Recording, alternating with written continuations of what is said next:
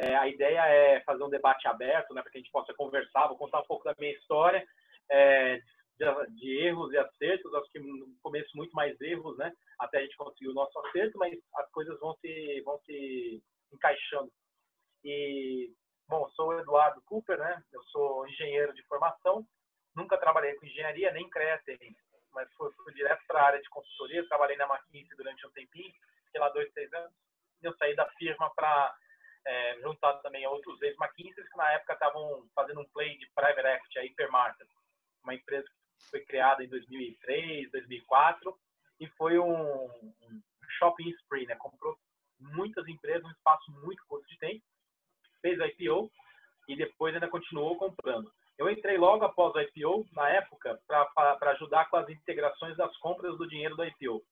Então, foram, se não me engano, 23 empresas, entre grandes e pequenas, num espaço de 16 meses, ou o inverso. Estou ficando velho, esqueci já, mas é um dos dois. E eu era responsável pela essa pós-aquisição. E na época eu falava, pô, coisa bastante interessante, né? E eu acho que eu ficava nem com a parte tão legal, né? Que o pessoal tinha aquela linha sinergia e eu era o cara que tinha que fazer aquela sinergia virar resultado no final do dia. E era business de, como eu falo assim, né? Business de tijolo, né? A gente vendia produto, então era um pouco mais complexo às vezes, né? Fazer integração de fábrica e tudo mais era algo interessante. Mas foram bons anos, extremo aprendizado. E nessa época, algumas coisas começaram a me chamar a atenção, né? A GP era um dos investidores na época, eles investiram, depois saíram, e eu queria conhecer um pouco mais esse mundo de private equity, né? E por isso eu fui fazer um MBA, fiz lá em Wharton, especializei em finanças, empreendedorismo, para poder vir para esse mercado, com o intuito de voltar e trabalhar em private equity. E, enfim, voltei trabalhando em private equity mais um tempinho, né? Eu lembro que tinha ido patrocinado na época, acabando o mandato, eu fui para a Rocket Internet, que era uma empresa uma venture builder, fazia muitas empresas. Fui para a Alemanha, peguei modelo de negócio e implementar aqui no Brasil. Estava até relembrando essa história, que antes da Cicola eu estava falando com a recrutadora, que é uma amiga pessoal da época da McKinsey, me levou para a Rocket e estava falando com ela hoje à tarde aqui, para ela recrutar pessoas para as nossas startups do Fundo Nova Bra. Mas voltando para o Brasil, né, fundei a Helpling, fiquei ali um ano e pouco rodando aquele marketplace e surgiu a oportunidade de criar uma Rocket brasileira, né? Na época era uma venture builder. A gente criou algumas empresas, a mais renome hoje chama Remessa Online, né? A Mar Ventures, né? Que é a principal acionista no início, depois foi criando. Hoje a gente tem Kazek, tem o Kevin Fruze, tem Be Water também, que é um fundo bem interessante. Tem um grupo bem legal de investidores e a empresa estava indo super bem. Nessa época, né, o meu papel dentro da Mar Ventures era buscar novas startups para a gente analisar o modelo de negócio e entender se fazia sentido ou não, né? Como eu já tinha trabalhado com consultoria, já tinha trabalhado em banco de investimentos, trabalhado em private equity, economia real, era meio que natural dentro do grupo, né? Eu ficava de olhar, né, de vários ângulos para tentar entender se aquilo fazia sentido ou não.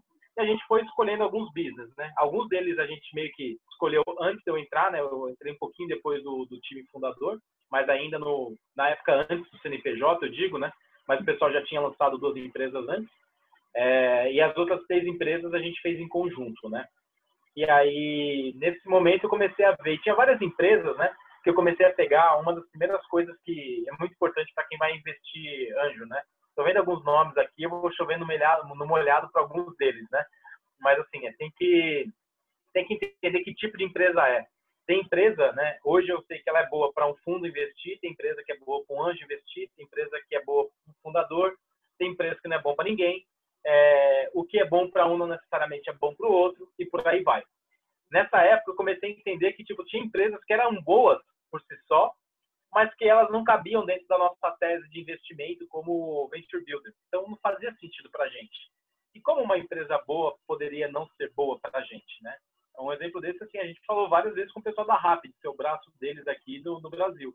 Isso uns 2 anos antes deles, de fato, entrarem aqui no Brasil. Tinha um contato em comum e a gente acabou se conhecendo. E para a gente não fazia sentido. E, de fato, não fazia. A empresa tem o seu sucesso? Tem. Mas para a gente, na época, não faria sentido. Muito provavelmente não estaria onde está se tivesse sido feito daquela maneira. Enfim, e algumas empresas eu percebi que tinha espaço para investir um cheque de um investimento anjo. E naquela época eu comecei a fazer investimento. Investi em uma 2015, duas 2016, 2017, foi só aumentando, né? Cheguei a ter um portfólio de quase 20 empresas quando eu entrei no banco, né? Aqui até para fazer um disclaimer, né? Na época que eu falei, bom, não vou mais poder investir anjos, né? Mas eu tinha o meu portfólio eu mantenho, né? Ele ainda está aqui, mas eu não faço novos investimentos. Mas o bom é que isso me ajuda a manter conectado no mercado, né? Essa que é a ideia. Ah, e eu investi tipicamente em seed, mas também investi em alguns Series A, como anjo. Eu vou focar aqui na parte de anjo, na não institucional, tá? Porque eu acho que é o foco da conversa. E de lá para cá, assim, algumas delas deram certo, mas algumas delas não deram tão certo. E o mais legal é tentar descobrir o que de fato deu errado para você ir melhorando, né? Eu falo que os meus últimos investimentos, eles tinham um contrato decente, eles tinham os termos decentes, tinham um corpo de investidores melhor.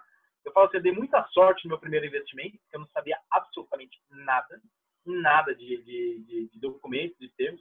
A gente fez algumas besteiras, mas umas besteiras que eu digo consertáveis, né? A gente não fez besteiras não consertáveis. O meu quinto investimento foi uma besteira inconsertável. Essa aí foi o primeiro write-off. Depois desse daí eu fiz 2, 3 investimentos que deram certo, né? Tive um investimento que recentemente teve uma saída para Acreditas, que eu investi na Bicred. Então, teve alguns outros investimentos ao longo do caminho que deu certo, que deram certo também. Muitas vezes eles nem são públicos e a gente não tem problema, eu particularmente não tenho problema nenhum que seja assim. E outros são públicos, mas a gente deixa lá quando acontecer, né? Eu acho que em termos de construção de portfólio, a gente sempre tem que buscar empresas que tenham um retorno, mas um retorno que é bom para a pessoa física, não necessariamente é um retorno bom para fundo. As coisas não se conversam, né? Por isso tem que entender. Se você vai fazer um investimento anjo, você pode fazer um investimento anjo que vai ser bom, mas ela não vai ser investível. Você pode fazer um investimento anjo que não vai ser bom e ela vai ser investível, né? Isso tem que entender um pouco do mercado, de como que ele funciona nas próximas rodadas. Para quem está começando a investir agora, acho que é muito importante você entender a dinâmica do mercado. O que acontece? Quem são os players? Como são as etapas? Para você entender que tipo de investimento você está fazendo. Você vai fazer um investimento numa startup de alto crescimento, ela vai precisar de novas rodadas no futuro. Quem são essas pessoas que vão investir? Né? Eu costumo dizer que o trabalho de quem investe é trazer o próximo investidor, né? Isso acabou se refletindo um pouco no modo como eu analiso as empresas, né? Eu tenho um perfil de investidor líder, porque, eu vou atrás de fazer a próxima rodada. E eu também gosto de avaliar a companhia com um jeito peculiar, né? Também gosto de falar que eu sou muito mais um velho investor do que um momento investor. Ambos têm seus méritos, mas eu prefiro mitigar, vamos dizer assim, meus downsides com velho investing do que, de fato, com o momento investing, né? Eu prefiro ficar de fora de deals quentes para garantir aqueles deals que eu tenho retorno, né? E até agora a estratégia tem dado certo. O portfólio já passou de 15 vezes o retorno e está no quinto ano ainda, né? No primeiro. No segundo 20, a gente está com 3 vezes e meio o retorno e tem 2 anos e pouco, quase 3. Então, não, minto, tem 1 ano e pouco. Tem quase 2 anos de vintage. Então, são 2 portfólios diferentes, né? E que eu acredito que ainda estão crescendo, que estão seguindo e estão indo muito bem. Aí a ideia aqui era separar um pouquinho algumas etapas, né, do processo de investimento anjo, né? E a primeira delas, né, eu acho que é por que você está fazendo isso? Aí a segunda delas é que tipo de retorno você espera, que é consequência da sua primeira reflexão. E aí a terceira e quarta, né, que seria uma parte mais operacional, que é, como você encontra as startups ideais ou dentro da sua estratégia, e 4, como você garante acesso a elas uma vez que você encontrou essa startup, né? Eu acho que esse que é o ponto. E depois você tem até uma quinta etapa, mas essa é uma etapa muito mais tranquilo para quem está fazendo um investimento super early do que quem está fazendo um investimento early per se. Bom, primeiro, né, voltando aqui, o primeiro ponto é por que está investindo, né? Eu comecei a investir, o meu racional foi, eu estou nesse mercado, eu estou vendo um monte de startup, eu quero aprender mais, porque lá na frente eu tinha o endgame de cruzar a fronteira, né? Eu não sabia se ia ser em 5 anos, ou se ia ser em 10 ou 15 anos, mas eu imaginava que em algum momento eu ia estar fazendo gestão do meu próprio capital, né? A ideia é o que eu pensava, né? Talvez um capital de terceiros, mas muito mais na época eu achava que era capital próprio. E eu falei, tem que aprender um pouquinho como é que funciona. E uma das coisas que eu aprendi lá no início, né, conversando com alguns amigos que estavam em ambos os lados da mesa, né, tanto empreendendo quanto investindo, era a gente, como empreendedor, numa jornada de sucesso, a gente vai passar por 4, 5, 6 negociações de term sheet e vai entender algumas coisas do nosso lado, que é do empreendedor. Quem está do lado do investidor, o cara vai analisar 5 term sheets ou vai fazer 5 operações por ano. Então, a exposição é muito maior, né? E aquela exposição que eu tinha buscando empresas, que era analisar modelos de negócio, é muito importante, mas mais para frente, não agora. A primeira coisa que eu precisava entender era isso. E aí eu falei assim, vou aos poucos cumprindo cada um dos gaps, né? Então, nesse primeiro gap era como é que eu sento numa posição de conselho de uma empresa, para ver se faz sentido, se eu consigo ou não consigo agregar, no ponto de vista também de conhecimento, autoconhecimento até. Não esperava que aquele cheque fosse multiplicar 10, 15, 20 vezes. Tinha potencial não vou nem dizer tinha, né? Acho que ainda tem, que a empresa está viva e está indo bem. É um late bloomer, né? Mas é uma empresa que está indo bem.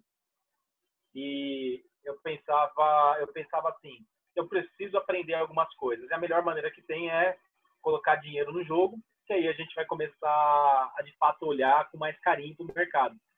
E uma das outras coisas que eu aprendi também é que o mercado de investimento, isso eu aprendi na parte de private equity até, né, que é um pouco mais complicado que VC, que a porta de entrada é mais difícil. Na época, eu saí do MBA, por mais que eu tivesse passado por casos como McKinsey, Credit Suisse, Hipermarket, era um case de sucesso, eu era engenheiro e não saí de uma carreira financista, né, eu era um outsider indo para o lado de dentro. E isso fazia muito mais sentido numa indústria de VC do que PI na época. Só que para VC eu também nunca tinha feito VC, né? E a gente sempre fala, né? Para você entrar na indústria, você tem que ter experiência na indústria. E a maneira que você tem é você fazendo seus próprios investimentos, né? Então eu comecei a colocar o meu próprio capital para jogo, para também entender como é que funcionaria a indústria, enfim. E no final, não só o retorno financeiro, mas para saber se aquilo era algo que seria interessante fazer no futuro, tá? Enfim, de lá eu comecei a investir. Termos, como eu falei, nesse primeiro a gente errou bastante coisa, errou no processo, errou no tipo de veículo, tipo de investimento, deu um monte de trabalho jurídico, mas a gente acertou e hoje tá ok, né? Podia ter sido bem pior. Na segunda parte, assim, eu também fui seduzido, vamos dizer assim, por, é legal, startup, quero ficar no meio, quero ver o que está acontecendo. Eu já estava no meio, então tinha algumas coisas que seduziam mais do que outras.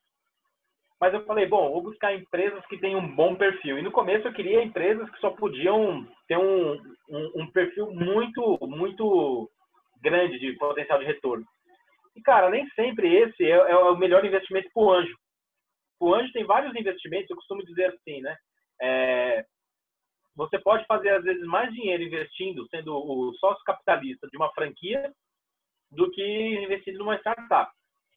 Você vai, em termos de retorno financeiro, pode ser bem maior, porque a proposta de valor é diferente, né? Você pode ter mais sucesso investindo não em equity, mas investindo em debt. Então, acho que tem outros instrumentos que eu fui aperfeiçoando ao longo do tempo, né?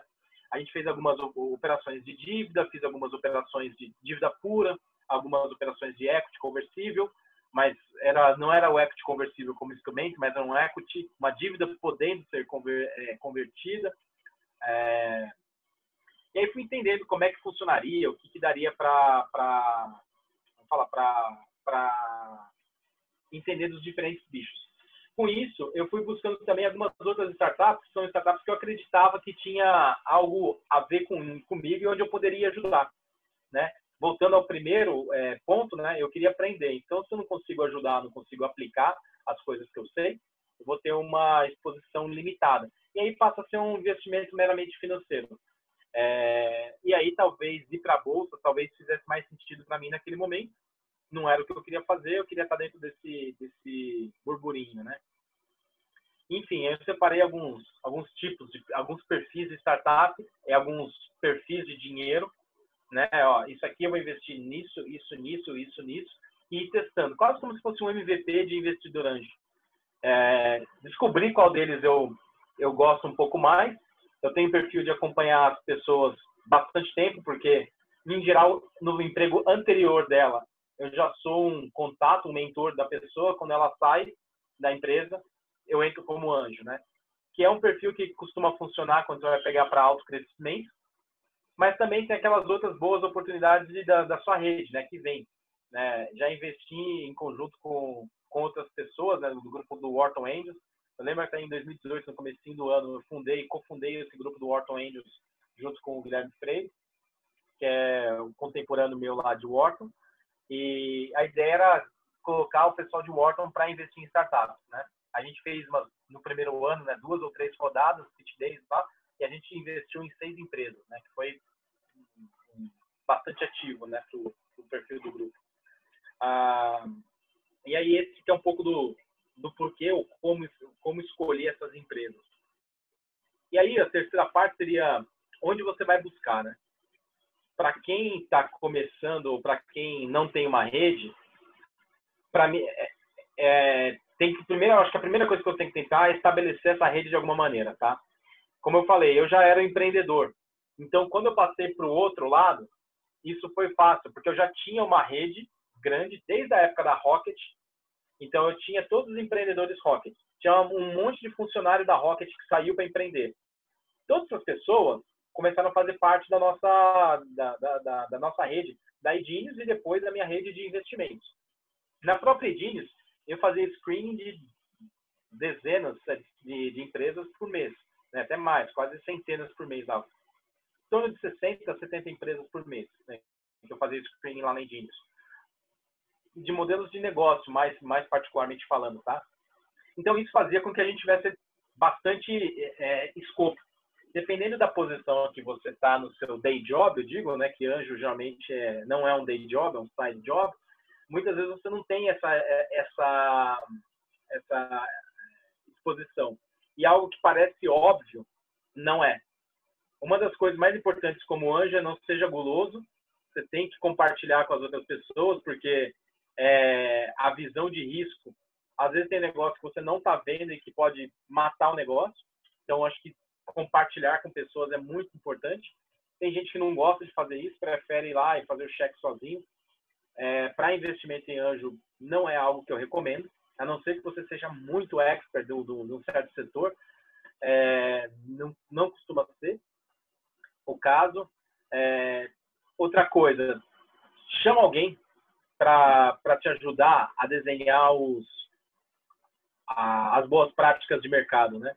Quando eu estava com anjo, até hoje eu vejo, como institucional, muitas empresas que ela vem de um jeito que, para você fazer o investimento depois, é tão doloroso, tão trabalhoso, que muitos fundos resolvem não fazer. Simples assim. Por quê? Você tem que arrumar o cap table, você tem que desfazer uma série de coisas que foram feitas, você tem que negociar conflitos entre os founders e os investidores. Esse tipo de coisa cria uma dinâmica muito ruim.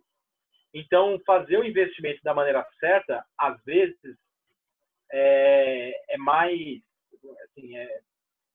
importante do que vários outros termos. Um deles, o preço, né? Eu costumo dizer que anjo, o preço não é tão importante, né? Ele tem que ser baixo o suficiente para te dar um retorno bom, mas, tirando isso, eu digo, eu sou pouco sensível a preço. Tem outras coisas que são mais relevantes, na minha opinião. E outra coisa também que é muito bom você tem que fazer relacionamento com a indústria. Para você poder ser chamado, vamos dizer assim, para um deal interessante, você tem que levar deals interessantes para as outras pessoas, né? Volta aquele primeiro ponto. Como você vai ser chamado, vai ser considerado se você faz os deals só você. Isso diminui muito o seu escopo de atuação, né? Porque todo mundo aqui, ao longo da vida dele, vai estar exposto a boas oportunidades de negócio. Então, a chance de você maximizar e poder diversificar o seu portfólio, isso está ligado à sua capacidade de entrar em diversas operações que são complementares em termos de risco, né? São setores diferentes, são oportunidades diferentes, regiões diferentes. Então, isso é muito importante, tá? E mantendo essa rede aberta é uma maneira que você tem de estar sempre próximo. Em geral, todo investidor é super aberto a conversar. Então, se você quiser falar com qualquer pessoa dos grandes fundos, acho que basta você mandar um e-mail que a pessoa vai te receber e vai conversar. O importante é você ter sempre alguma coisa boa para agregar. Tendo, você pode manter esse elo sempre aberto. E aí, depois, acho que o último ponto aqui é a parte de monitoramento, né? O monitoramento das startups é o seguinte, né? Em especial, onde eu estou acostumado a entrar nos meus investimentos anjos, né? São startups muito iniciais. Então, o melhor que você vai conseguir em termos de números e de informação é um report mensal por e-mail dizendo os principais KPIs da empresa. Não adianta ficar na cabeça do empreendedor ali, pedindo um monte de informação, não adianta ficar querendo pegar as DF, que isso não contribui em nada. Na verdade, isso só te atrapalha. Então, nesse aspecto, tem que ser um pouco de mais hands-off, né? O que o investidor anjo pode e deve fazer é sempre estar abrindo portas, eu costumo dizer assim, do ponto de vista negocial, mais do que qualquer outra coisa, para aquela startup. Você tem que ser um advocate, né? Você tem que estar ali defendendo e fazendo com que ela dê certo, abrindo portas e falando. Acho que isso é muito mais importante do que qualquer outra coisa. Então, se você souber apresentar o pitch deck da empresa e faça isso para as pessoas, talvez uma das melhores coisas que você consiga fazer. É natural também, à medida que você tem uma expertise específica, o fundador te buscar. Então, dá um exemplo. Como eu já tinha trabalhado em consultoria, quase todas as startups com qual eu tive contato, o pessoal vinha querer saber de estratégia. Por quê? Eu fazia estratégia antes de vir para cá, ou então de implementação de operação. Eu já tinha feito isso antes, né? Ou de alguma coisa específica da minha trajetória do lado de empreendedor. E todos os anjos, né? Todos eles têm a sua carreira, têm as suas expertises, né? Então, é natural que se você for um cara de vendas muito forte, por exemplo, vendas B2B de uma empresa de SaaS, cara, você pode ajudar em muita empresa com processo, com benchmark, com indicação. E isso vale muito, muito mesmo. Então, acho que até mais do que qualquer outra coisa. Bom, gente, aí aqui a ideia era conversar, passar aqui rapidamente aqui uma meia hora, falando um pouquinho das estruturas, né, de uma maneira mais de um bate-papo, e abrir aqui para a gente começar a conversar, se tiver algum aspecto, alguns dos nomes aqui que eu sei que já tem experiência também, trocar um pouco de experiência, como é que vocês fazem aí no Rio de Janeiro, como é que vocês fazem do ponto de vista legal, né, o Oliveira estava saindo daqui, enfim. Acho que essa que é a ideia. Boa, Edu. Valeu, muito obrigado por esse conteúdo aí. Eu anotei alguns key takeaways aqui, coisas importantes que a pessoa que investe em startups ou vai investir em startup deve considerar nas coisas que você falou. E muitas delas têm bastante a ver com o produto que a gente está lançando em conjunto, né, que é o Investor Track, que é uma jornada de experiências práticas para quem vai investir em startups. Então, você falou aqui para a gente de que conseguiu encontrar muitos empreendedores na sua rede, né? Tanto na sua rede profissional quanto acadêmica. Eu vi que você falou dos lugares onde você trabalhou, nas redes de investimento onde você já trabalhou, né? Casas de investimento como Credit Suisse, rede profissional, tua rede acadêmica, né? De ter feito o Wharton, e de conseguir acessar empreendedores através dessas redes, né? Eu acho que isso é muito importante, de você alavancar as redes que você já tem, para encontrar pessoas com quem você vai ter empatia, com quem você vai ter assunto para conversar com coisas além, né? E que isso acaba transmitindo uma certa segurança, uma certa, enfim, você acaba, né, criando um rapport com a pessoa, acaba criando um laço, né, de confiança com a pessoa muito antes de você entender qual é o pitch do que ela faz, etc. e tal, né? Então acho que tem muito mais a ver com isso do que ver se é B2B, B2B2C, se é fintech ou não é, né? Então acho que se alavancar na sua rede pessoal é uma coisa importante. E aí nisso esse tema ele também se conecta com o Oi? Eu tinha uma regrinha importante, a regra da cerveja. Se eu puder sentar no boteco para conversar com as pessoas sobre negócio, para mim era importante isso. E, inclusive, teve uma startup que eu investi, né, a Shopap, que eu sentava no boteco para conversar com o pessoal e eu era o único que bebia, porque o pessoal não bebe. E eles fazem uma máquina de chopp, um IoT super revolucionário. É um produto super interessante. E aí, eu acho que faz parte do processo, né, de você... Investimento tem que ser algo, pelo menos quando a gente está falando de investimento anjo, tem que ser algo divertido, né? Você tem que estar feliz de fazer aquilo. Se é um investimento puramente financeiro, eu acho que às vezes o approach acaba sendo um pouco mais frio, tem as suas vantagens também, dá para você fazer, mas muitas vezes você coloca num fundo, muitas vezes você faz um co-investimento, você muda um pouco a abordagem. Eu era investidor líder, né? Como falei, meu perfil é esse, então naturalmente eu tenho que estar próximo. E acredite ou não, na mesa do bar é um ótimo lugar para você fazer diligência técnica da empresa, para você fazer diligência operacional da empresa, saber como é que funciona. A Shopap mesmo, eu voltei lá para ver como é que a máquina funcionava, depois eu fui ver o que o cliente achava, fazendo o Mr. Shopper. É bem interessante saber fazer esse tipo de coisa. Legal. Bom, acho que esse é um ponto que nos une bastante, né? Acho que o Jupiter, como empresa, é uma rede de empreendedores e de investidores, né? E pode ajudar aí todos os investidores a se conectar com mais empreendedores e abrir porta com um monte de empreendedor, né? Através da nossa rede. E isso é uma porta aberta que a gente está abrindo agora para os participantes do Investor Track, né? Então, a oferta que a gente está fazendo aqui de produto, né? É basicamente 16 encontros iguais a esse, onde você vai escutar um pouco de teoria.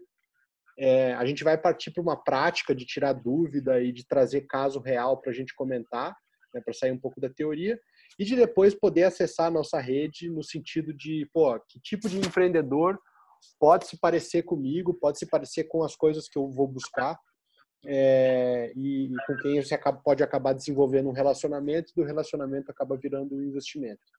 Então, acho que antigamente você só tinha como procurar nas suas redes profissionais e acadêmicas, né? Agora a gente está criando uma rede que de fato é uma rede de empreendedorismo e de investimentos na qual você consegue navegar melhor e conseguir acessar melhores investimentos dessa maneira também. Então acho que esse é um ponto. Falando um pouco do perfil da rede, né? Se quiser, que eu acho que assim, uma das coisas que me atraiu aqui quando eu fui olhar, né, a rede tem empreendedores que já fizeram exit, que não fizeram exit, tem gestores de CVC, tem gestores de VC, tem gestores de outros fundos também, micro VC. Então, isso acaba ajudando as pessoas a ter um entendimento melhor do macro, do processo, né? E na época em que eu fiz, não tinha isso. É engraçado pensar que foram só 5 anos, mas na época o Uber estava começando, o WhatsApp já era utilizado, mas não era mais comum que CPF. Esse tipo de coisa não era tão forte assim, né? Então ainda tinha espaço bastante para crescer. Uhum. Esse acho que encontra num ponto outro que você comentou e comentou agora de novo, é muito importante para o investidor de startup saber acessar outros investidores de startup, né? Porque não é um esporte que você consegue jogar sozinho, né? Você tem que passar a bola para outro investidor em algum momento. Então, exatamente. Aqui não tem como... Se relacionar com outro investidor não é só uma coisa de relacionamento de maneira genérica. Ele é necessário para você passar a bola numa rodada onde a empresa precisa de mais capital. Você não vai investir para sempre na empresa. Você pode passar a bola para um investidor maior que você ou de um próximo estágio que ele vai levar ela ainda mais longe. Exatamente. E é muito comum, né? Aqui, você tem aqui as pessoas que são focadas em um estágio. Aí você é aquele empreendedor, você vai conhecer uma outra pessoa, vai fazer a ponte, aquilo não vai dar um negócio, mas depois ele vai te apresentar outra coisa. Então, criam-se os nós, né? Eu vi, né, rodando nas redes esses dias, né, algum mapa do empreendedorismo, né? Eu até brinquei com meus colegas aqui, né? O João Oliveira, que estava aqui, um colega antigo, já co-investiu comigo, já foi advogado do outro lado, já foi advogado do meu lado. Mas, assim, é legal que é um contato, né? É engraçado que ele já foi contato como advogado da companhia investida, como meu advogado, e já investimos juntos e a gente troca de flow, né? Eu acho que isso que é importante, né? As pessoas têm que ter esse contato. Eu, particularmente, aqui, tenho todo o interesse de trocar de flow com vocês. Tem algumas oportunidades que às vezes aparecem, né? Eu acabo não participando, mas eu passo para as pessoas que eu acho que faz sentido, né? Eu acho que esse que é algum ponto interessante. Esse não é o tipo de oportunidade que vai estar disponível numa landing page na internet, né? Entre aqui e seja sócio do Cooper no melhor negócio que ele fez na vida dele, né? Então não é um negócio que nem permitido fazer marketing sobre isso. Acho que é mais um grande motivo para a gente criar, né, um produto, uma rede fechada, onde a gente consiga lá dentro trocar negócios, trocar deal flow, porque realmente não é uma coisa que você vai disponibilizar amplamente na internet para qualquer pessoa entrar, né? Realmente são redes fechadas que acabam passando, né, o investidor de estágio por estágio, e é assim que acontece no mundo inteiro, né?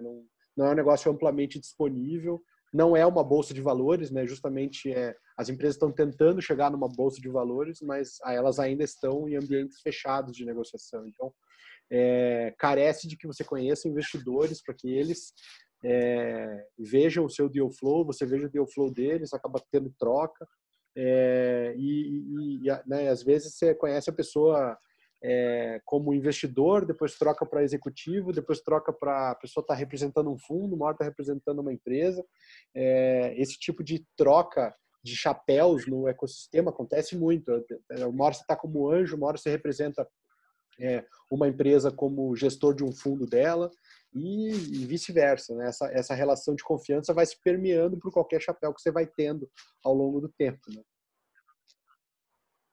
Um caso interessante nessa linha, assim, eu comecei uma das coisas que eu comecei a fazer também, eu comecei a fazer rodadas sindicalizadas de crowdfunding. Na época era o Brota, eu cheguei até a fazer uma pelo CRIA ainda depois de ter feito o rebranding, né?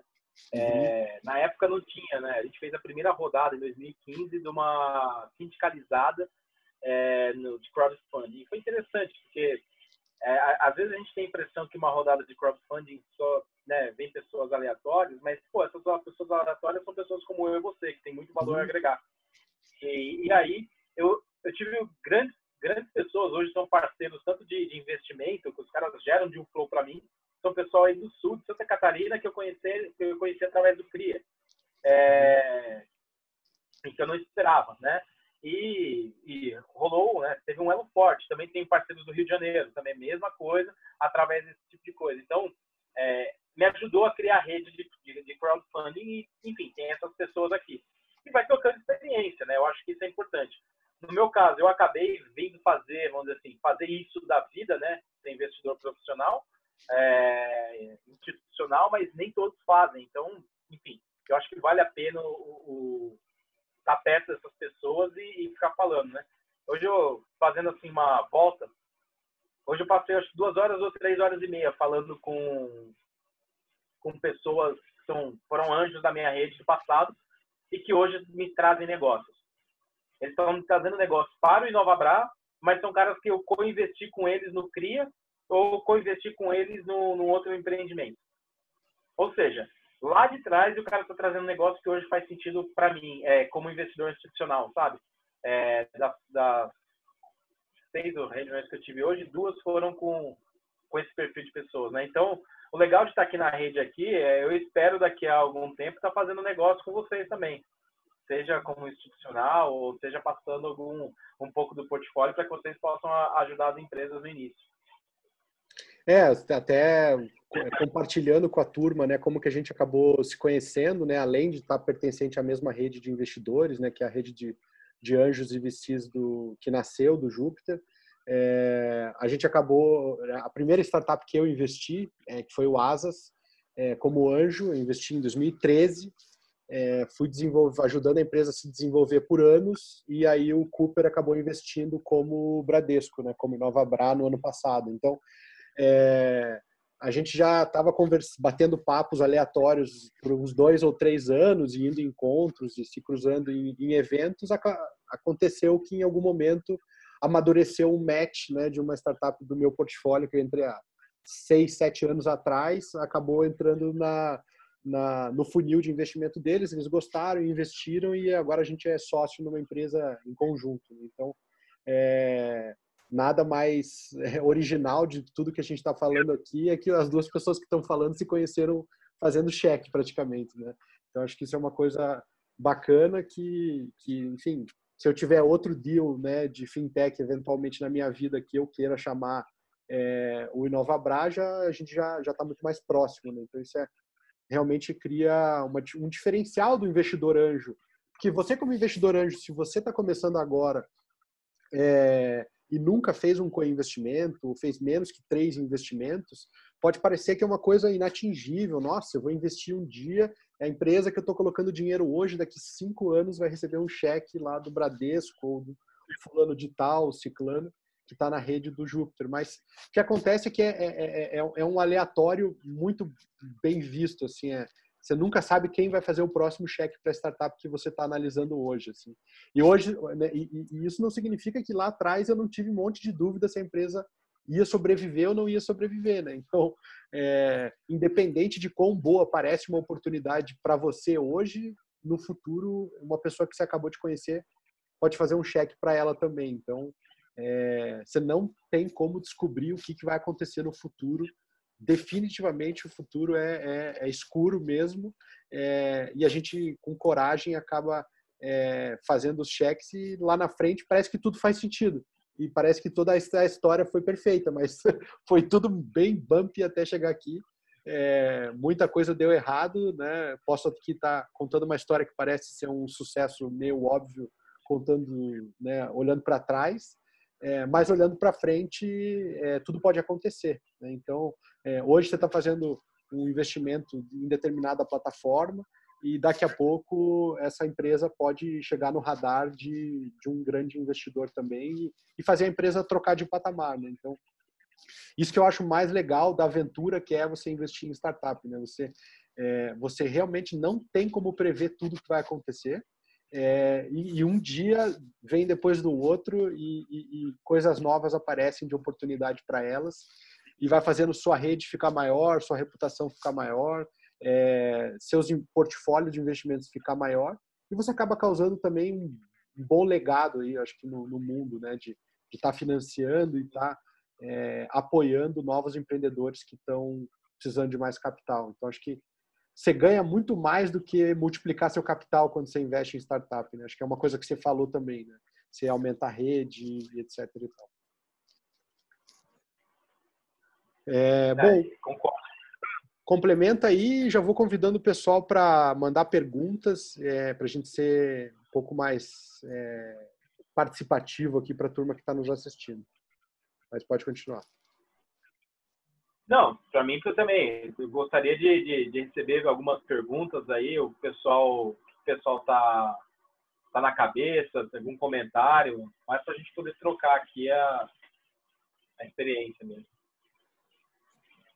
Enquanto vocês vão mandando perguntas, podem mandar pergunta aqui no bate-papo, ou eu posso também liberar o microfone para vocês falarem. Aqui é uma simulação de como que o programa realmente vai funcionar, né? O programa do Investor Track, eu vou apresentar ele por alguns segundos aqui enquanto vocês pensam nas perguntas. Ele basicamente é uma jornada para te transformar num investidor de startup, né? Ou seja, a gente está focando esse primeiro Investor Track, que é o capítulo Begin, para quem fez menos do que 3, 4 investimentos, né? A gente vai trazer para vocês essas 3 coisas. As experiências, que são esses encontros ao vivo, para você conversar com os nossos Master Venture Partners. comunidade para você tirar dúvida, mandar pergunta, trazer deal. Falar, eu estou querendo investir nessa em startup, o que vocês acham? E para que a gente consiga ter uma troca realmente como comunidade. E club deals organizados. Então, a gente vai pegar seu perfil, vamos analisar que tipo de negócio você gostaria e poderia participar, e a gente vai tentar encontrar um deal dentro da nossa rede que se encaixe no seu perfil. Então, o nosso objetivo é fazer você fazer seus primeiros investimentos reais junto com a nossa comunidade. Então, esse é mais ou menos o tripé, né? Club Deals, experiências e comunidade. Os encontros vão ser como esse que a gente está fazendo aqui, é um encontro ao vivo no Zoom, que ele vai durar 4 horas, né? Vão ser pequenos eventos de 1 hora, sempre trazendo os nossos Master Venture Partners, que são essas pessoas aqui. O Eduardo Cooper foi o primeiro aqui a estar com a gente. E a gente vai reunir vários desses, e alguns desses estão aqui também, né? Acho que eu vi o Paulette aí, entre outros, que vão vir para falar e para trazer tanto estudos de casos de coisas que eles já fizeram, tanto quanto trazer oportunidades de investimento que possam fazer sentido para a carteira de todo mundo. Então, o que a gente quer fazer? Pegar esse perfil de pessoas aqui, executivos, mentores, conselheiros de administração, herdeiros. Eu tenho grana, eu quero investir, quero me divertir, quero aprender, quero ter uma nova aventura, né? Porque investimento em startup é muito diferente do que é um CDB de um banco. CDB de um banco não é um negócio que não tem nenhuma aventura envolvida, você simplesmente guardou num cofre. Esse tipo de investimento ele é drasticamente diferente, você realmente participa da construção de uma empresa, né? E esse é um produto que ele está sendo feito, né, por nós, que fomos criadores desse mapa dos investidores de startup. Então, além dos Master Venture Partners, todos esses investidores estão na nossa comunidade, o que pode fazer com que você encontre muito mais gente interessante para fazer com investimento, para passar a bola de um investimento que você fez lá atrás, para você se conectar com toda essa turma que são basicamente 80% dos investidores do Brasil. A gente saiu bastante na imprensa também no ano passado, né? Toda a nossa pesquisa de comunidade foi bastante noticiada. Então, a gente está começando com a próxima turma agora, em março, começa no dia 3 de março, na semana que vem. O Investor Track Begins, são 16 horas de conteúdo, 6 meses de acesso à nossa comunidade e mentorias com os Master Venture Partners, como o Cooper, que está aqui. Aqui está uma lista de conteúdos, vamos dizer, mais teóricos que a gente precisa abordar para você saber aonde você está e o que você está fazendo. Desde economia até como analisar, como governar e como fazer a parte jurídica e também como analisar quem você é e o que você está procurando. São coisas que a gente vai abordar. Então, o programa começa no dia 3. Eu vou colocar esse link aqui para vocês se inscreverem. Aqui, direto no bate-papo, enquanto vocês podem mandando perguntas aqui para a gente responder ao vivo. Tem uma pergunta aqui, Cooper, do Clinton Teixeira, se o Inovabra também atua como investidor anjo. Quer responder direto? Claro, não, a gente não atua. Assim, para o investidor institucional, ele entrar no estágio de investimento anjo é muito complexo por N motivos, tá? Do ponto de vista aqui ponto de vista operacional, processual, tá? Por que não faz sentido? O nosso processo de investimento é um processo peculiar, eu diria, né? Então, a gente tem uma série de vantagens, mas tem algumas desvantagens. Uma delas é que é um dinheiro vamos dizer assim, é um dinheiro 100% proprietário, gerenciado pelo conselho, né? No limite ao conselho do banco, que é nosso comitê de investimento. Então, para você fazer investimentos pequenos, que são o cheque do investimento anjo, muitas vezes a gente vai pegar empresas pequenas que não valeriam o tempo. Por exemplo, eu poderia fazer investimentos de 100, 200, 1 milhão? Poderia. Mas é um cheque muito pequeno para a gente, pelo tipo de trabalho, esforço e máquina que eu vou ter que fazer girar para conseguir um investimento lá. Vai ser bom para a empresa? Sim, mas tem outros investimentos barra investidores que podem ser tão bons quanto. Nesse primeiro momento, às vezes você arrumar a empresa, deixá-la pronta, né, que eu entro numa fase logo depois, no Series A, talvez já faça sentido, entendeu? A gente investe em empresas pré-operacionais desde que elas sejam mais maduras, né? Uma empresa do PowerPoint ou empresas que são muito early stage, que tem muita coisa para provar, acaba não fazendo sentido para a gente, tá? Esse que é o principal, o principal racional. Ótimo. Obrigado pela resposta aí, bem detalhada.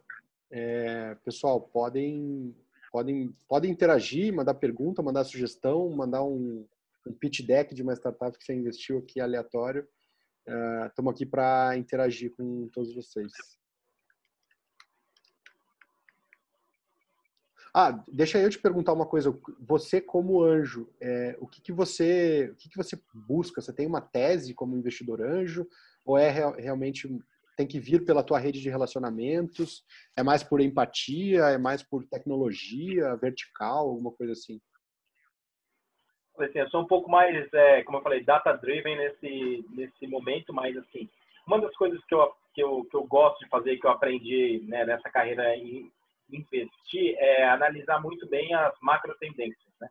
Então você tem que olhar e estar antenado do que estava fazendo.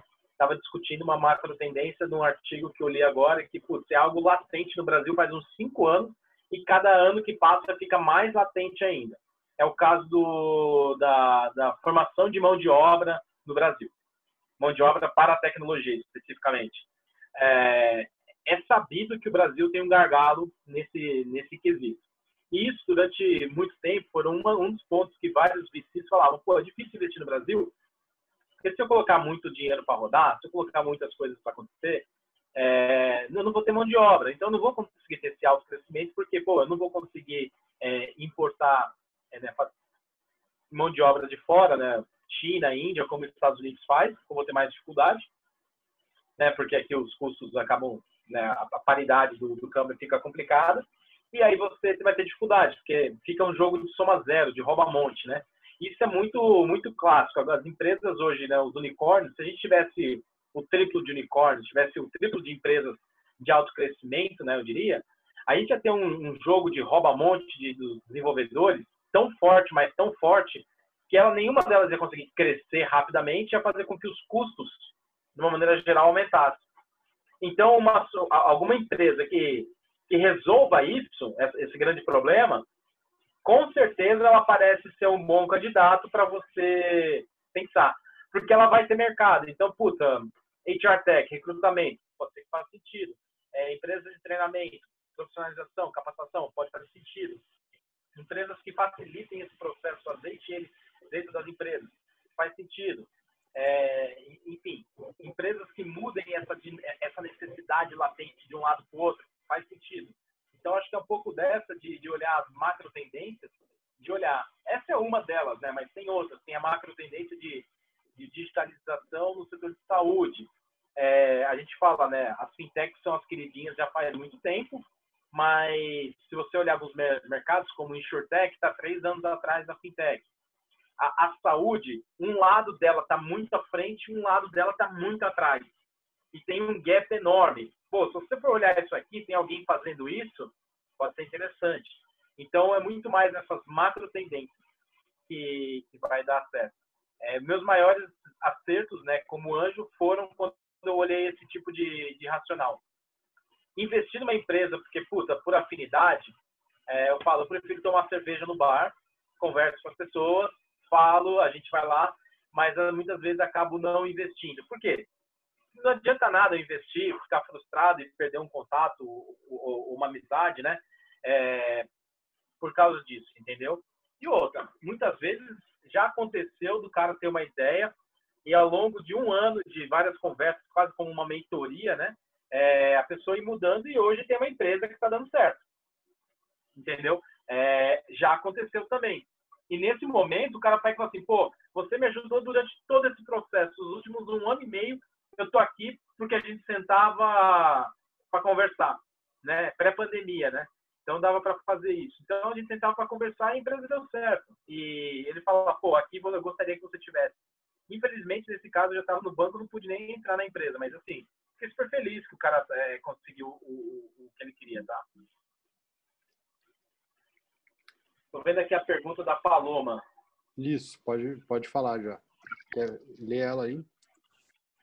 Olha, Eduardo, como você está vendo mudar seu apetite, ambos pessoal e do Nova Bra, para investir depois da pandemia no mundo mais digital e menos físico?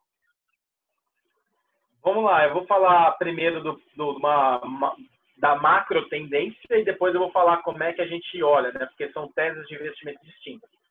De novo, eu estava discutindo isso hoje à tarde com um amigo meu e a gente sempre fala, pô, que software is in the world. Beleza, tá, tem muita coisa certa nisso, mas você pega e fala assim, pô, as empresas de tecnologia é o que vão virar, é tudo beleza, mas você já viu alguém comendo bits and bytes? Você já vestiu uma roupa feita de megabytes? Não, né? Então tem coisas que elas vão continuar existindo. Então eu estava discutindo porque esse meu amigo ele é professor de logística, né? E ele estava falando que pô, lean Manufacturing, Six Sigma, TCP, otimização, está super em voga hoje. Mas ninguém fala. Ninguém fala porque tipo, você entra no celular, pede, as coisas chegam na sua casa. Mas o cara que está lá na padaria, na lanchonete, na fábrica, fazendo aquilo que você vai comer, vestir, utilizar, ele precisa dessa tecnologia. Então, tem que pensar que, por mais que a gente digitalize a ponta, as coisas têm que mudar de lugar. A gente pode otimizar os processos? Claro, deve. Mas lembre que tem a parte física e essa física não pode ser simplesmente negligenciada. Dito isso, existem negócios que são 100% digitais. Tem software SaaS, que é uma empresa de, sei lá, de serviços, músicas, filmes. Tem coisas que são 100% digitais, né? O consumo dela. Netflix, por exemplo, iTunes, esses tipos são os casos clássicos que tem. Mas tem coisas que não, né? Eu falo, quando você pede um táxi pelo aplicativo, alguém tem que vir te pegar. Você vai ter que ir até algum lugar, né? Quando você conversa com alguém pelo WhatsApp, pede uma comida ou sei lá, alguma coisa, tem alguém do outro lado, né? Tem alguém que está trazendo essa comida para você. Essa comida foi feita em restaurante, aquele ingrediente chegou lá. Então, esse tipo de coisa também tem que ser pensado, tá? Bom, vamos lá, Eduardo, né? O meu perfil vamos dizer assim, de anjo hoje, ele variou um pouquinho. Tem algumas coisas que eu faria, eu até dei um exemplo lá de franquia, né? Não acho franquia um negócio para mim, porque vai dar muito trabalho. E aí, nesse caso, eu vou fazer assim, eu até prefiro investir no CDB. Porque eu já fiz isso antes enfim, deu muito trabalho e não me deu muito aprendizado. Eu prefiro mais low-hanging fruits hoje, tem algumas coisas que eu ainda posso fazer. Por exemplo, eu fui o grande financiador do meu prédio quando ele estava trocando portaria digital. Era uma dívida pura e simples, mas ela estava muito bem ancorada com alguns preceitos que eu aprendi na minha vida de investimento anjo. E, cara, ótimo retorno. Isso, brick and mortar. Tem coisas que eu gosto também, de criação de novas marcas, tem criações de indústria, eu acho que é muito forte. Mas, em geral, eu tenderia a investir em alguma coisa que tem uma componente física, sim, mas ele tem que ter uma parte de software como um enabler. Se você não tiver o software como enabler, eu tenderia a não fazer essa operação, tá? No lado do InovaBra, a nossa tese é muito clara, é simplesmente tecnologia, software, tá? E tem que ter alguma coisa a ver com o ecossistema do banco. Então, se tiver alguma coisa que for do mercado físico e preencher esses requisitos, beleza. Se não tiver esses requisitos, não tem como fazer. Está fora da minha tese, por mandato, né? Eu sou um fundo regulado, pelo regulamento do fundo, eu não posso investir. Tá? Então, eu tenho que encaixotar direitinho. Respondi sua pergunta, Paloma? Acho que respondeu bem. Tem mais uma aqui do Rafaelo. Eduardo, existe um padrão perseguido no seu estilo de investimento além das macro tendências? Qual que é o teu bias? Qual que é o teu bias, assim? Como é que tu ganha? Cara, eu aprendi algumas coisas também de investimento anjo, né? Antes de mais nada, tem que ser divertido. Investimento nada mais é do que um casamento. Diferente de uma papel da bolsa, que você compra hoje e hoje mesmo você vende, ou amanhã, puta, o pessoal está falando mais mal da Petrobras. Compra hoje, amanhã dá um repique de 5%, você bota 5% no bolso e Brasil, né? Foi o que aconteceu. Tipo, você conhece o mercado, você sabe o que vai acontecer. Quando você fala de investimento anjo, Eu costumo dizer, você sabe como vai entrar, você não tem a menor ideia como você vai sair. Então, tenha isso bem claro em mente, porque tem que ter mais coisa além do financeiro, entendeu? Você tem que ter mais alguma coisa, que é o que eu vejo. Então, aquele no asshole policy, se o cara é meio, né, assim, sem babaca. Eu não quero ter um cara que vai me ligar e que, puta, vai me encher o saco, é um cara que eu não quero falar. Porque as pessoas vão te ligar, especialmente se você se colocar à disposição, pô. Então, e eu acho que essa é uma das partes mais legais. Se você não bater o santo, não é legal, puta, cara, você vai fazer lá para poder simplesmente valorizar seu patrimônio? Não sei. Então, eu basicamente não faço. É diferente você investir por afinidade. Putz, o Bruno é meu amigo, vou investir nele. Não, não é isso.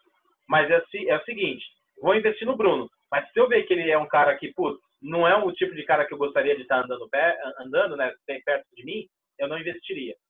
Acredite ou não, isso mitiga muito dos problemas, porque boa parte dos problemas acontece no âmbito societário, né? Outro padrão que eu vejo é padrão de documentação e padrão de estrutura de capital. Se tiver certo, é um bom sinal. Quer dizer que as pessoas já entendem um pouco de como a indústria funciona e aí, se ele está buscando investimentos daquela natureza, vai ficar claro como ele faz. Se não é o caso, aí você conversa com a pessoa. Se tem um feedback positivo, se a pessoa está respondendo, beleza. Se a pessoa não está respondendo, é uma luz amarela aí para você pensar. Já aconteceu de uma empresa, né, na época que eu fazia investimentos anjos, do cara falar, putz, não, eu preciso fazer um cheque, precisava de 2 milhões. Eu falei assim, eu te garanto 1 milhão, 500 a 1 milhão, que eu vou fazer aqui com Family and Friends do meu lado e eu vou levar esse cheque. No final, acabei falando, as pessoas se animaram, eu levantei quase 2 milhões. Falei, tá aqui o cheque. Tá aqui, tem um padrão da indústria, isso, aquilo. O cara, mas eu não quero isso. Mas eu não quero naquilo. Aí eu fui lá, conversei. Aí o cara voltou, falou, vou passar com o meu advogado. Aí ele voltou com o advogado, e voltou, e cada vez piorava a conversa. Na terceira vez eu falei, olha, obrigado, eu realmente gostaria que você tivesse sucesso. Agradece ao fulano que me trouxe o deal, que foi um amigo em comum. Agradece a ele, mas a partir de agora eu estou retirando o term sheet da mesa. Eu não tenho mais interesse. Porque eu estou vendo que é dar murro em ponta de faca. E esse write-off que eu fiz lá era um amigo em que eu dava murro em ponta de faca. Eu já aprendi. Amigo, para mim, tanto faz. Agora, murro em ponta de faca, não mais. Se a pessoa não responde feedback, não é que ela não responde feedback seu, ela não responde feedback nem teu, nem do mercado, nem dos acionistas, nem dos empregados. E, putz, não é o cara que você está buscando. Mas, de novo, essas coisas você vai aprendendo ao longo do tempo, né? 2015 para cá eu fiz mais ou menos 40 rodadas entre anjos e Série A, metade anjo, o resto de Série A para frente, follow-ons, e são coisas que você vai aprendendo, né? Não dá para... É uma rodada longa e é boa, bem boa. Legal. Um pouco do que às vezes as pessoas falam de coachability, né? Se a pessoa consegue escutar um conselho ou se ela reage bem ou mal a um conselho, né? Porque muitas vezes as discussões entre investidor e empreendedor, elas esquentam também, né? É muito fácil você esquentar. Mas aquela troca precisa continuar existindo, né? Sim. Vamos Tem lá. mais duas perguntas aqui. Um repique da Paloma. Uhum. Pode processo de fechamento, né? Como é a originação, negociação, fechamento, due diligence, reuniões. É o seguinte, a gente tem que entender que muitas vezes o processo de due diligence e eu já falei do deal flow, né? De como eu faço, acho que você cria a rede e o deal flow vem. Ele vem porque a partir do momento que as pessoas entendem que você agrega valor, elas vão querer a sua opinião sobre aquilo porque você é um expert ou porque elas já viram você atuando e sabem que você agrega valor. Vou dar um exemplo aqui. Eu estou num conselho junto com o Bruno. Sei que, naquele tema o Bruno é bom. Então, quando tiver alguma oportunidade naquele tema, eu vou falar, Bruno, o que você acha? Entendeu? Ou então, simplesmente porque você pega e fala assim, olha, eu tenho um amigo que está em VC e ele, com certeza, vai entender um pouco mais para saber se eu estou olhando... se eu tenho algum ponto cego. De novo, negócio, não ser guloso. Você tem que compartilhar as oportunidades com as pessoas e com isso você vai aprender muito. Só nesse processo, tá? Na parte de, eu já chamo, vai negociação, fechamento, é negociar, você tem que saber o que é importante. Quando você está investindo em, vamos dizer assim, startup, alto crescimento, você tem que mirar um número mágico. Cada um tem o seu número mágico. Tem gente que é 10, tem gente que é 5, tem gente que é 50. Eu sou agressivo. Então, para mim, tem que ser 50. Se não for 50, não faz sentido. Isso quer dizer o quê? Eu tenho que enxergar uma saída crível para a empresa em 5 anos por R$1 bilhão. Isso me permite pagar um valuation de até 10. Se a empresa tem um potencial de ser vendida a 100 milhões, eu tenho que acreditar em uma série de outras coisas para que isso seja verdade, para que meu 50 vezes seja verdade. Primeiro, se é 100 milhões, eu tenho que pagar 2 milhões. Eu tenho que acreditar que com esses 2 milhões a empresa vai valer 100 e vai ser vendida. Isso pode ser verdade? Sim, já aconteceu. Mas aí na época eu estava mirando 10, acertei 9 numa questão dessa. Eu achei que a empresa ia ser vendida, ela foi vendida dentro do valuation esperado em menos de 18 meses. Mas assim, você tem que validar e a sua negociação você tem que entender que faz sentido. Os termos são muito importantes, mas aí os termos vale uma aula de 1h30 só falando, porque primeiro, são alguns, né? São 8, 10 termos mais importantes, com vários nuances cada um. E o preço é um desses termos, né? Então, não seria só isso. E agora, a due diligence, né, que eu queria falar, que é a operacionalização, tem alguma due diligence básica que você faz, é saber se o cara não está nome sujo, se ele tem o CPF ok, isso você encontra boa parte dessas informações no Google. Você vai no LinkedIn, você vê quem ele conhece, pessoas em comum, liga para eles, no mínimo 5 pessoas, idealmente mais que 10, para saber se esse cara, ou como que ele é, entender, entre uma conversa e outra, porque aí você vai tendo um pouquinho mais de como que essa pessoa é na vida pessoal, na vida, né, trabalhando, como ele interage com os outros sócios, isso é importante você saber, para saber se aquela pessoa que está conversando é ela mesma quando você não está olhando, certo? Então, essa é uma questão. E aí a documentação, as primeiras vezes que você faz, é tudo muito novo, né? Então, tudo você analisa e tal. A segunda vez, você já sabe o documento que vem. Então, para esse tipo de operação, é esse tipo de documento com essas cláusulas. Você vai olhar, você consegue analisar literalmente em 1 hora, e aí você, enfim, assina e transfere, bem tranquilo. Guarda os documentos numa caixinha, declara por fisco, dependendo do regime que você utiliza. Eu declaro no momento que as coisas acontecem, ou a venda ou o write-off. Quando a legislação mudar, talvez eu vou começar a declarar antes, que aí vai fazer sentido. Por enquanto, eu só declaro que, de fato, deu lucro ou deu write-off, porque se der lucro eu tenho que pagar imposto, então declaro. Se der write-off, também declaro para dar baixa na dívida. Antes disso, não faz muito sentido. Tá? Passando aqui rápido para ver se a gente consegue ver. Alex. Alex, tem uma pergunta boa aí, para a gente fechar. Quais seriam os motivos para não investir numa startup se você já quebrou uma regra de investimento porque a oportunidade era muito boa? Cara, alguns motivos, assim, o primeiro motivo para não investir nesse estágio inicial, tem algumas coisas que tem que acreditar. Primeiro, tem que acreditar que o mercado vai ser grande e aquele time vai te levar a conquistar aquele mercado. Se o mercado não é grande ou se aquele time não vai te levar lá, você não deveria entrar. Particularmente, tem gente que acredita, não, eu só olho o time porque o time bom ele vai achar alguma coisa. Existem vários reportes, né, matematicamente, pessoas que provaram que isso não é verdade. Então, eu tendo a não gostar muito desse argumento, eu olho esses dois. Produto, é verdade. Você não precisa se preocupar tanto com o produto no início. Mas a visão tem que estar lá. A visão conecta com o mercado e conecta com o empreendedor na hora de executar. Eu já quebrei regra de investir em mercado pequeno. Não digo quebrar regra, né? Na época, talvez eu não tivesse essa regra tão clara do que era o mercado pequeno. Me dei mal. Já tive uma de a oportunidade parece boa, vou investir no cara mesmo porque o mercado não é tão bom. Puta, não faça isso. Você tem que acreditar por A mais B que a pessoa vai te entregar ali assim. Dito isso, sempre vai ter um grau de segurança. Tem que ver qual dele você está disposto, qual o grau de insegurança você se sente confortável com a resposta.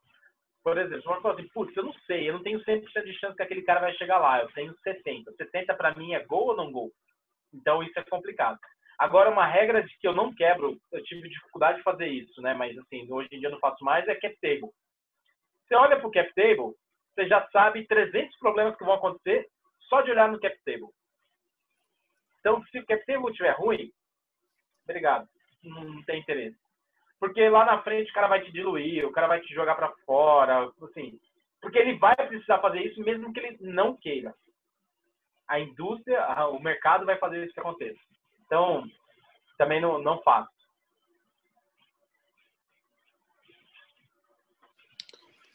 Boa, puta aula, muito legal, parabéns pela jornada e muito obrigado por ter contribuído aqui com o aprendizado coletivo. Pessoal, encontramos todos vocês no Investor Track no próximo dia 3 de março, ou encontramos vocês também ao longo da semana de aquecimento. Ainda a gente vai ter bastante encontro amanhã, depois de amanhã, e tem um encontro surpresa na sexta-feira que ainda não foi divulgado. Só vocês que estão aqui no call vão saber de primeira mão. Vai ter uma sessão de pitch com startups que estão se preparando para captar recurso. Então, além da gente falar com os Master Venture Partners que investem, a gente vai falar também com oportunidades de investimento real, ao vivo, só para vocês que vão estar conectados com a gente. Beleza? Muito obrigado, pessoal. Valeu, Cooper, pela presença. Um abraço para todos vocês e nos vemos nos próximos encontros. Um abraço. Um abraço, gente. Bom final de tarde para vocês. Tchau, tchau.